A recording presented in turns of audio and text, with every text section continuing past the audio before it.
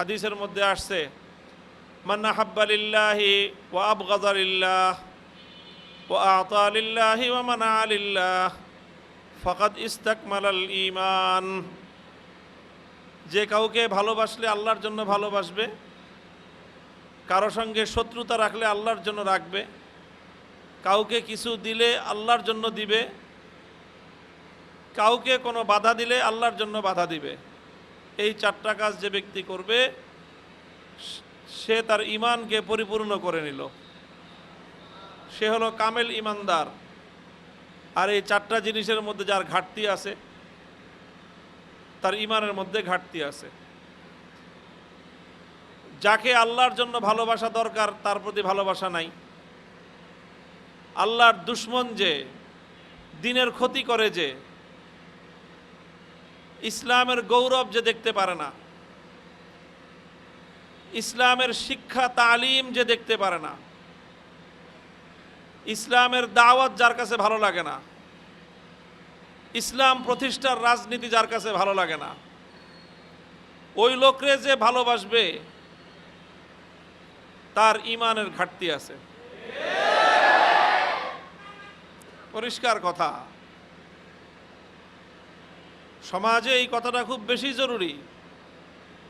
দ্বীনের শিক্ষা, দ্বীনের দাওয়াত, এগুলো নিয়ে সমাজে বিতর্ক নাই। বিতর্ক হলো যখন কেউ সমাজে আল্লাহর জমিনে আল্লাহর দ্বীনকে বুলন্দ করতে চায়, আল্লাহর দ্বীন পরিপূর্ণভাবে বাস্তবায়ন করতে চায়, তো কিছু মানুষ তাদেরকে দেখতে পারে না। এই যে এই লোকটা দেখতে পারলো না, কারণটা কি? কারণ আসলে তার আমাদের প্রতি ব্যক্তিগত কোনো শত্রুতা নয়, বরং তার আসল শত্রুতা হলো আল্লাহর দ্বীনের প্রতি। আবার ওই ধরনের লোককে, ওই ধরনের মানুষদেরকে আমরা অনেকে ভালোবাসি। মনে রাখবেন, মহাব্বত, ভালোবাসা, শত্রুতা, এই দুইটা জিনিসের দ্বারা কারো ঈমান পাকা হয় আর কারো ঈমান ছুটে যায়। মহাব্বত এবং শত্রুতা, ভালোবাসা এবং শত্রুতা, যার প্রতি যেটা রাখতে হবে সেটা রাখার নাম ঈমান, যার প্রতি যেটা রাখতে হবে তার বিপরীতটা রাখার নামই হলো বেঈমানি। এই কথাগুলো জাতির কাছে, সমাজের কাছে দ্ব্যর্থহীনভাবে আমাদের তুলে ধরা দরকার এবং জাতিকে বোঝানো দরকার, জাতিরও বোঝা দরকার। শুধুমাত্র আনুষ্ঠানিক কিছু ইবাদত পালন করলেই মানুষ পাক্কা ঈমানদার হতে পারে না। দেখেন, ইবাদত ঈমানের মূল বিষয় নয়। ইবাদত এটা হলো ঈমানের একটা অংশ। ইবাদত, এটার দ্বারা ঈমান সুন্দর হয়, ইবাদতের দ্বারা ঈমান পরিপূর্ণ হয়। কিন্তু আসল ঈমান হলো মানুষের বিশ্বাসের নাম। যারা আল্লাহর জমিনে আল্লাহর দ্বীনের বিজয়কে বিশ্বাস করে না, সে যত বড় ইবাদত গুজার হোক, সে বেঈমান। আজকে এই বেঈমান নামাজি দিয়ে সমাজ ভরে গেছে, বেঈমান হাজি দিয়ে সমাজ ভরে গেছে। আলহাজ বেঈমান, রোজাদার বেঈমান, নামাজি বেঈমান। কারণ হজ আছে, রোজা আছে, নামাজ আছে, কিন্তু আল্লাহর দ্বীনের বিজয়ের কামনা তার মধ্যে নাই। যেই সমস্যাটা হলো, আসলে প্রয়োজন যেটা, একজন ডাক্তারের প্রয়োজন হলো যে একজন রুগী যখন তার কাছে চিকিৎসার জন্য যাবে, তো যেটা তার সমস্যা রুগীর, সেই সমস্যার চিকিৎসা করা হলো দরকার। এখন একজনে গেছে, তার হলো ডায়াবেটিক্স, যার ডায়াবেটিক্স, আবার মিষ্টি খেতে খুব পছন্দ করে সে। এখন ডাক্তার যদি চিন্তা করে যে তারে আমি জ্বরের রোগ ওষুধ চিকিৎসা করি, তাকে আমি টাইফয়েডের চিকিৎসা করি, তাকে আমি প্রেশারের রোগীর চিকিৎসা করি, সব চিকিৎসা সে করলো, কিন্তু ডায়াবেটিক্সের চিকিৎসা সে তার করে না। কারণ ডায়াবেটিক্সের যেই সমস্যা, যেই রোগ, যেই চিকিৎসা, সেই চিকিৎসা দিলে রোগীর ভালো লাগবে না। কারণ রোগী হলো মিষ্টি খাওয়ার পাগল, আর ওইসে হলো ডায়াবেটিক্স। এখন ডাক্তার যদি প্রকৃত অর্থে রোগীর কল্যাণকামী হয়, তাহলে ডাক্তার তাকে ডানে বামে কথা বলবে না। দুনিয়াতে হাজার রোগ থাকতে পারে, কিন্তু এই রোগীর রোগ হলো তার ডায়াবেটিক্স। কাজে এই জন্য ডাক্তার যদি প্রকৃত রোগীর কল্যাণকামী হয়, তাহলে সে তাকে বলবে যে আপনার ডায়াবেটিক্স হয়ে গেছে, কাজেই আপনার এখন মিষ্টি খাওয়া চলবে না, খুব সীমিত পরিমাণে মিষ্টি খাবেন, আপনার এটা করা চলবে না। কিন্তু ডাক্তার যদি তাকে ডায়াবেটিক্সের সমাধান না দিয়ে দুনিয়ার অন্য সব রোগের সমাধান দেয়, তাহলে এই ডাক্তার হওয়ার যোগ্য না, ডাক্তারি করারও যোগ্য না। আমাদের সমাজে হয়েছে এই অবস্থা, গোটা সমাজ এক ধরনের কুফুরির রোগে আক্রান্ত। আর সমাজের যারা ডাক্তার আছি আমরা এই রোগীদেরকে ডানে বামে 14টা চিকিৎসার কথা বলি, কিন্তু তার যেই রোগ সেই রোগের চিকিৎসার কথা বলি না। এই সমাজের আসল রোগ হলো, এই সমাজের অধিকাংশ ইমানদার নামধারীরা সমাজে আল্লাহর দ্বীনকে বিজয়ী দেখতে চায় না। তারা কেউ তার নেতার আদর্শকে বিজয়ী দেখতে চায়, কেউ তার পছন্দের দেশের আদর্শকে বিজয়ী দেখতে চায়, কেউ তার পছন্দের মতবাদকে বিজয়ী দেখতে চায়, কিন্তু ঈমান, ইসলাম, আল্লাহর কোরআনকে আল্লাহর জমিনে বিজয়ী দেখতে চায় না।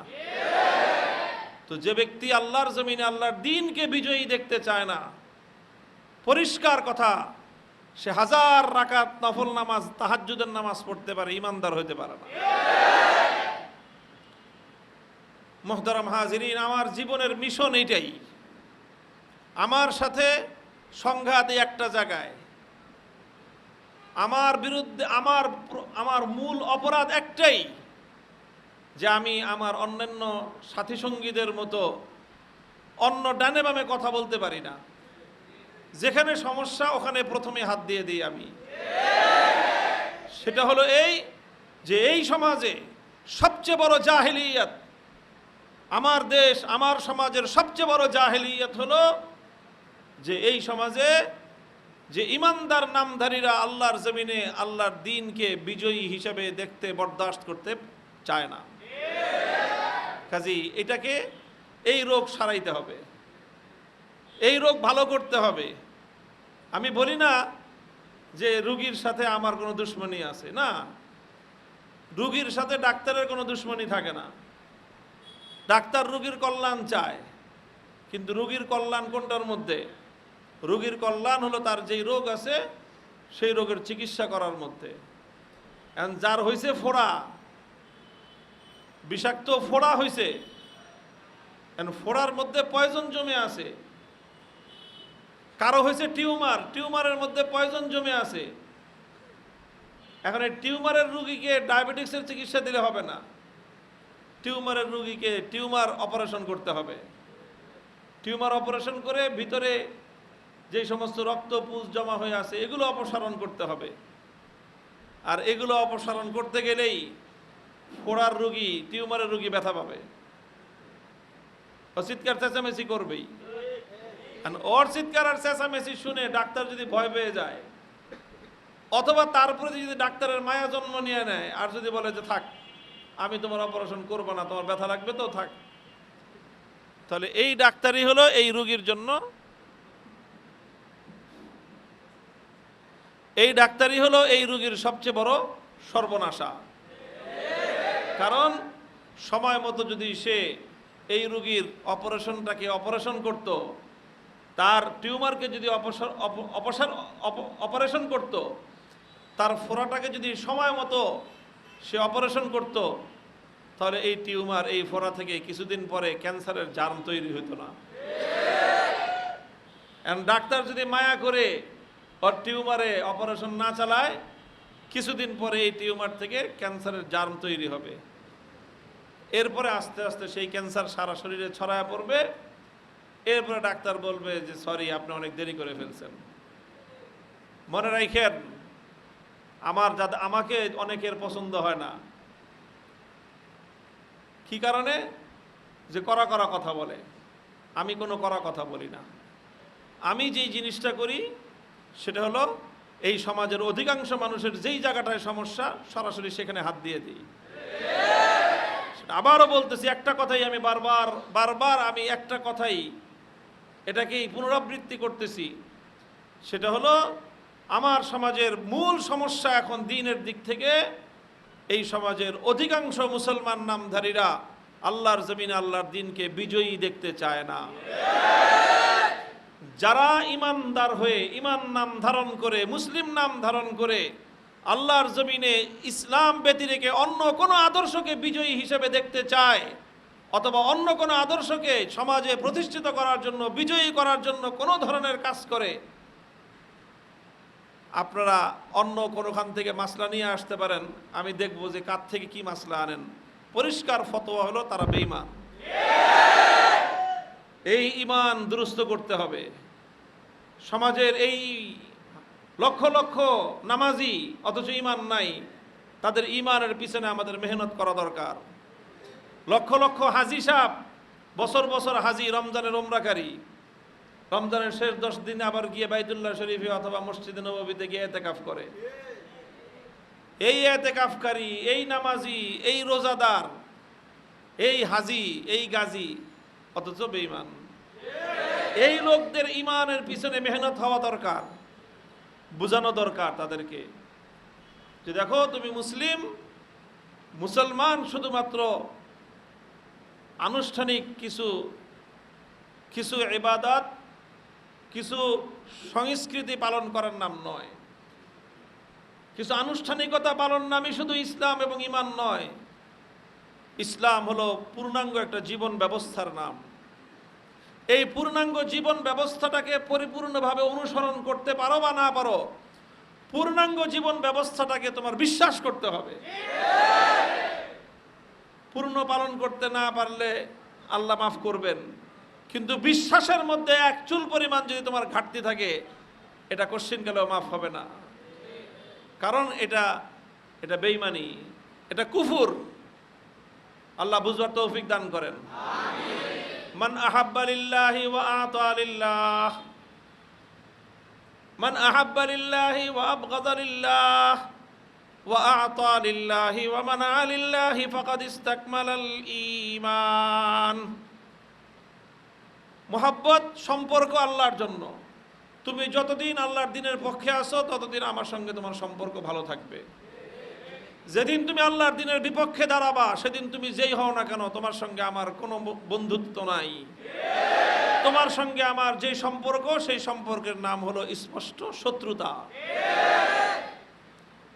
কে বন্ধু কে শত্রু পরিষ্কার।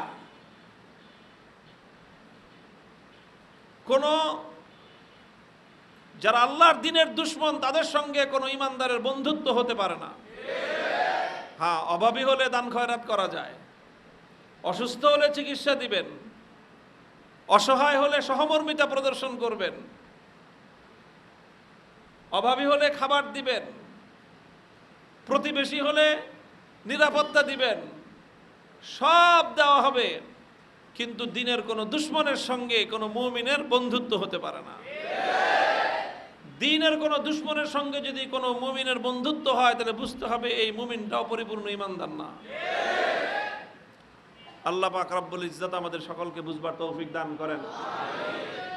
উলামায়ে কেরাম, মাদ্রাসার তালেব ইলম ভাইয়েরা, জিন্দেগির মূল মাকসাদ, আমাদের পূর্ণাঙ্গ কোর্সটা হলো এই। আমি তালিম বা শিক্ষার ক্ষেত্রে কাজ করি, ভালো কথা, অসুবিধা নাই। আমি দাওয়াত বা তাবলীগের লাইনে কাজ করি, ভালো কথা, কোনো অসুবিধা নাই। দ্বীনের আরও অনেক শাখা প্রশাখা আছে, সবগুলিতে আমি কাজ করি। যে যার যেটার মধ্যে সুবিধা হয়, যে যেই কাজটা ভালো করে পারে সে সেটাই করুক। কিন্তু মনে রাখতে হবে, চূড়ান্ত টার্গেট হলো ইসলামের বিজয়। হুয়াল্লাযী আরসালা রাসূলাহু বিল হুদা ওয়া দীনিল হাক্কি লিইয়ুযহিরাহু আলাদ দীনি কুল্লিহি ওয়ালাউ কারিহাল মুশরিকুন। মুশরিকুন। আল্লাহ বলেছেন, আল্লাহ তার পয়গম্বরকে এজন্যই প্রেরণ করেছেন যেন তিনি লিয়ুজহিরাহু আলাদ্দীনি কুল্লিহি, যেন রসুল দুনিয়াতে এসে আল্লাহর দ্বীনকে অন্য সকল মতবাদের উপর বিজয়ী করতে পারেন। এই জন্যই আল্লাহর রসুল দুনিয়াতে এসেছেন। ওয়ালাউ কারিহাল মুশরিকুন, যদিও এই কাজটা কোনো মুশরিকের পছন্দ হবে না, কোনো হিন্দুর পছন্দ হবে না, কোনো বৌদ্ধের পছন্দ হবে না, কোনো ইহুদির পছন্দ হবে না, কোনো খ্রিস্টানের পছন্দ হবে না যে ইসলাম বিজয়ী হয়ে যাক। কাজেই তাদেরকেও খুশি করবেন, আল্লাহকেও খুশি করবেন, দুইটা একসাথে হয় না। আমাদের সমাজ আজ এই ব্যাধিতে আক্রান্ত। তারা সবাই চায় আল্লাহ বি রাজি রহে, শয়তান বি নারাজ না হোক। আল্লাহও খুশি থাকুক, শয়তানও যেন বেজার না হয়। তো আল্লাহ আর শয়তান তো একসাথে খুশিও হয় না, একসাথে বেজারও হয় না। যেখানে আল্লাহ খুশি হন সেখানে শয়তান বেজার হয়, যেখানে শয়তান খুশি হয় সেখানে আল্লাহ বেজার হন। কাজেই কে কাকে খুশি করবেন, কাকে বেজার করবেন, এটা ফয়সালা, চূড়ান্ত সিদ্ধান্ত নিয়ে নেওয়ার সময় এসে গেছে।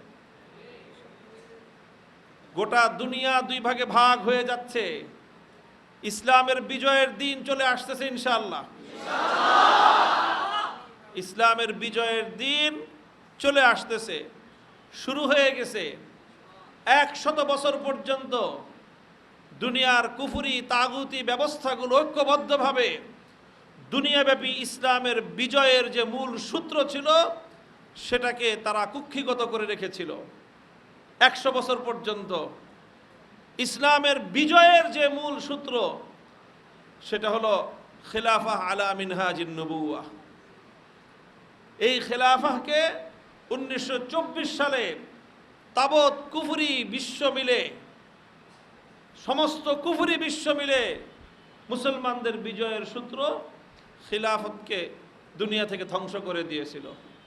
আলহামদুলিল্লাহ, আবার 2023 সালে এসে সারা দুনিয়াতে আল্লাহর দ্বীন বিজয়ী হওয়ার, আল্লাহর দ্বীন আল্লাহর জমিনে পূর্ণাঙ্গ রূপে প্রতিষ্ঠিত হওয়ার দিকে দিকে আওয়াজ এবং স্লোগান উঠে গেছে।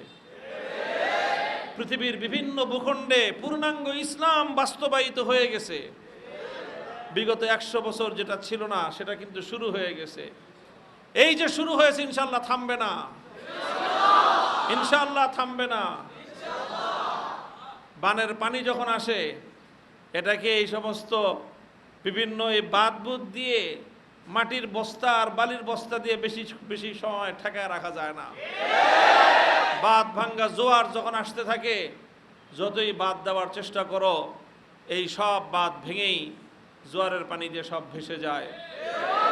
ইসলামের বিজয়ের যেই ধারা শুরু হয়েছে পৃথিবীর দিকে দিকে, 2 দিন আগে অথবা পরে ইসলামের এই চূড়ান্ত বিজয়ের ধারা অব্যাহত থাকবেই। এবং আমার এবং আপনার এই জনপদ ইসলাম শাসন করবে ইনশাআল্লাহ। কোন মতবাদের শাসনাধীন আমার এই জনপদ থাকবে না চূড়ান্তভাবে ইনশাআল্লাহ। কাজেই আমার তালিম হবে, ওই যে আমার টার্গেট থাকবে যে আমার তালিম, আমার শিক্ষা এমনভাবে হবে যেন এই শিক্ষার চূড়ান্ত ফলাফল হয় ইসলামের বিজয়। আমার দাওয়াত এবং তাবলীগ থাকবে, তবে দাওয়াত এবং তাবলীগ এমনভাবে থাকবে যেন তার চূড়ান্ত টার্গেট হয় ইসলামের চূড়ান্ত বিজয়। আমি একটা দৃষ্টান্ত দেই। মনে করেন আপনি একটা 10 তলা ভবন নির্মাণ করবেন, টার্গেট 10 তলা ভবন কি একদিনে নির্মাণ হয়ে যাবে? প্রথমে এটার ফাউন্ডেশন দিতে হবে। ফাউন্ডেশনটা অনেক গুরুত্বপূর্ণ, কথা বলেন। বিল্ডিং এর সবচেয়ে গুরুত্বপূর্ণ কি? ফাউন্ডেশন যদি দুর্বল হয় 10 তলা বিল্ডিং হবে? ফাউন্ডেশন অনেক শক্তিশালী দিতে হবে, মজবুত করে দিতে হবে। এখন ফাউন্ডেশনটা দিলেন খুব ভালো করে, ফাউন্ডেশন দিয়ে এবার বসে রয়েছেন আপনি। জিজ্ঞাসা করে যে কি ভাই বিল্ডিং করেন না কেন? ফাউন্ডেশন তো আসল, দিয়ে দিছি এটা। বিল্ডিং করবেন না? ফাউন্ডেশন তো আসল, দিয়ে দিছি এটা। এখন বলেন ফাউন্ডেশনের গুরুত্ব আছে না নাই? কিন্তু কেউ যদি ফাউন্ডেশন দিয়ে বসে থাকে সে যদি ভবনকে উপরের দিকে তোলার চেষ্টা না করে তাহলে তার পরিপূর্ণ সফলতা আসবে? ইসলামের তালিম, ইসলামের শিক্ষা, এটা হলো ইসলামের ফাউন্ডেশন। ইসলামের দাওয়াত এবং তাবলীগ এগুলো ইসলামের ফাউন্ডেশন। এখন আমরা সবাই ফাউন্ডেশন দিয়ে বসে আছি। এটাকে যে 10 তলা পর্যন্ত উত্তোলন করতে হবে সেই কাজ বাদ দিয়ে কয় কেন আর কোনো কাজ করো না, কাকা ফাউন্ডেশন তো আসল। বুঝলাম তো ফাউন্ডেশন আসল, তো ফাউন্ডেশন আসল থাকলে কি ফাউন্ডেশন দিয়ে বসে থাকলে হবে? ফাউন্ডেশন আসল, ফাউন্ডেশন দিতে হবে, দেওয়ার পরে এটাকে চূড়ান্ত পর্যায় পর্যন্ত পৌঁছাইতে হবে। ইসলাম শিখব, ইসলাম শেখাবো, ইসলামের প্রচার প্রসার করব, এর দ্বারা ইসলামের ফাউন্ডেশন হলো। আর যখন আমি ইসলামকে বিজয়ী করব 10 তলা ভবন নির্মাণ হলো। আল্লাহর দ্বীনকে বিজয়ী করতে হবে। দুনিয়াতে দ্বীন আসছে, ইসলাম আসছে পরাজিত থাকার জন্য না বিজয়ী হওয়ার জন্য। ওয়া কালিমাতুল্লাহি হিয়াল উলিয়া, আল ইসলামু ইয়ালু ওয়া লা ইউলা। ইসলাম দুনিয়াতে বুলন্দ থাকার জন্য আসছে, পরাভূত থাকার জন্য আসে নাই। ইসলাম দুনিয়াতে সগৌরবে থাকার জন্য আসছে, ভুলুণ্ঠিত থাকার জন্য আসে নাই। ইসলাম দুনিয়াতে মাথা উঁচু করে থাকার জন্য আসছে, মাথা নত করে নয়। এই কথা খুব ভালো করে বুঝতে হবে। দ্বীন শিখবো, কোরআন শিখবো, হাদিস শিখবো, ভালো করে পড়াশোনা করব, ইসলামের প্রত্যেকটা বিষয়ের উপর আমি বুৎপত্তি অর্জন করব, ছাত্ররা, শিক্ষার্থীরা। তারপরে ইসলামের এই মূল শিক্ষা সমাজের প্রত্যেকটা মানুষকে বোঝাবো, প্রত্যেকটা মানুষকে শেখাবো। আর সব কিছু শেখাবার সাথে সাথে প্রত্যেক ইমানদারের কাছে এই মেসেজ পৌঁছে দিব যে আপনি যদি ইমানদার হয়ে থাকেন তাহলে আল্লাহর দ্বীনকে দুনিয়াতে বিজয়ী করতে হবে। আল্লাহ পাক রব্বুল ইজ্জত আমাদের সকলকে তৌফিক দান করেন। আমি আপনাদের কাছে দোয়া চাই যে এই যে আমার মিশন, এই যে আমার বক্তব্য, এই যে আমার কথা, আল্লাহ যেন যতদিন এ দেহে প্রাণ আছে এই কথাটা এভাবেই এই সমাজের কাছে বলে যাওয়ার তৌফিক যেন আল্লাহ দান করেন। আল্লাহ পাক রব্বুল ইজ্জত যেন সকল ষড়যন্ত্র, সকল চক্রান্তের হাত থেকে আমাকে এবং আপনাদের সকলকে আল্লাহ হেফাজত করেন। আমাদের দেশ, আমাদের এই মাটিকে যেন আল্লাহ হেফাজত করেন।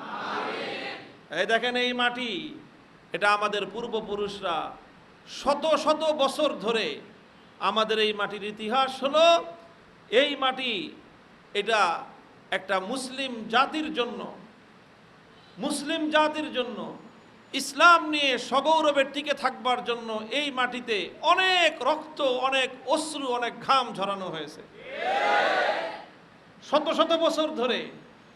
ইতিহাসটা এমন, ইতিহাস বিকৃত করার কেউ চেষ্টা করবেন না। এই দেশের শত বছরের ইতিহাস, হাজার বছরের ইতিহাস, যে এই জনপদ, এই যে বঙ্গ অঞ্চলের পূর্ব দিকের যে জনপদ, ইতিহাসে এই জনপদ অনেক সময় অনেক রকম মানচিত্র ছিল। এক সময় পশ্চিমবঙ্গ পূর্ববঙ্গ মিলাই একটা বঙ্গ ছিল। পূর্ববঙ্গটা ছিল মুসলমানদের আদিবাস, পশ্চিমবঙ্গে ছিল হিন্দু ধর্মাবলম্বীদের অধিকাংশ তাদের অবস্থান। পশ্চিমবঙ্গের হিন্দুরা সেটাকে নিজেদের আপন ভূমি ভাবে এখনো, আর এই বঙ্গ, এই বাংলাদেশের এই ভূমিটাকে মুসলমানরা নিজেদের আপন ঠিকানা ভাবে। কাজে এইখানে আর কিছু থাকবে না থাক, ইসলাম থাকতে হবে। ইসলাম থাকলে, ইসলাম থেকে যারা যারা ইসলামের সাথে থাকতে পছন্দ করে তারা থাকবে। যার ইসলামের সাথে থাকতে পছন্দ হয় না, বর্ডার খোলা। ইসলাম ছাড়া এই দেশে এখানে জায়গার কোনো অবকাশ নাই। হ্যাঁ, সবাইকে মুসলমান হইতে হবে সেটা বলি না, কিন্তু ইসলামের সঙ্গে বৈরিতা রেখে এই জনপদে কেউ থাকতে পারবে না।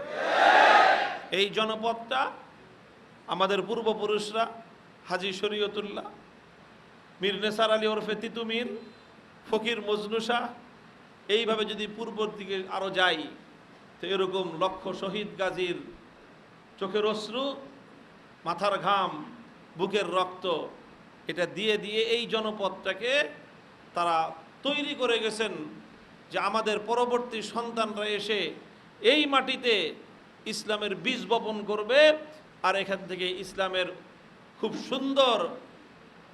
সুন্দর উর্বর চাষাবাদ হবে। কাজে আমরা যদি আজ এই জমিতে ইসলামকে বাস্তবায়িত করার, ইসলামকে বিজয়ী করার এই প্রচেষ্টা যদি আমরা বন্ধ করে দেই, আমাদের বাপদাদাদের সঙ্গে গাদ্দারি আর বিশ্বাসঘাতকতা হবে। কাজেই আমরা আমাদের পূর্বপুরুষদেরকে কিয়ামতের দিন মুখ দেখাতে পারবো না। তারা বলবেন যে এই মাটি, হাজী শরীয়তুল্লাহ বলবেন, তিতুমির বলবেন যে আমাদের কাছে কিচ্ছু ছিল না, বাঁশ দিয়ে কেল্লা বানাইছিলাম ব্রিটিশদেরকে মোকাবেলা করার জন্য। সারা পৃথিবীর সবচেয়ে বড় পরাশক্তি, বাঁশের কেল্লা তৈরি করে আমরা মোকাবেলা করেছি। কেন করেছিলাম? এই জন্যই করেছিলাম যে আমাদের পরবর্তী আমার এমন সন্তান আসবে যারা এই জমিতে আল্লাহর দ্বীনের চাষাবাদ করবে। তোমরা কি করছিলা? কাজেই এই যে যত ষড়যন্ত্র, যত চক্রান্ত দেখতেছেন, মূল হলো এই দেশ থেকে ইসলামকে উৎপাটন করতে চায়। কাজেই যার ধান্দায় সে আছে, যার ক্ষমতার দরকার সে কেমনে ক্ষমতার ঘাটতি রক্ষা করবে সেই ধান্দায় আছে, যার ক্ষমতায় যাওয়া দরকার সে কেমনে ঘাটতি কায়রা নেবে সেই ধান্দায় আছে। আমার আপনার ধান্দা হলো একটাই, এই মাটিতে আমরা ইসলামকে বিজয়ী করে ছাড়ব। কাজেই এই বিষয়ক যে কোনো অপতৎপরতা যেই চালাবে সে আমার দুশ্মন, আর ইসলামকে বিজয়ী করার জন্য যেই সামনে আগাবে সেই আমার বন্ধু। কথা পরিষ্কার? সূত্রগুলা এই সূত্রে আমাদের জীবন পরিচালনা করতে হবে। আল্লাহ রাব্বুল আলামিন আমাকে, আপনাদেরকে, সকলকে আল্লাহ তার দ্বীনের জন্য কবুল করেন। আল্লাহ যেন আমাদেরকে আল্লাহর দ্বীন বিজয়ী হওয়ার সেই মোহময় দৃশ্য, সেই অনিন্দ্য সুন্দর দৃশ্য আল্লাহ যেন আমাদেরকে নিজেদের চোখে দেখার তৌফিক দান করেন। ওয়া আখিরু দাওয়ানা আলহামদুলিল্লাহি রাব্বিল আলামিন। আসসালামু আলাইকুম ওয়া রাহমাতুল্লাহ।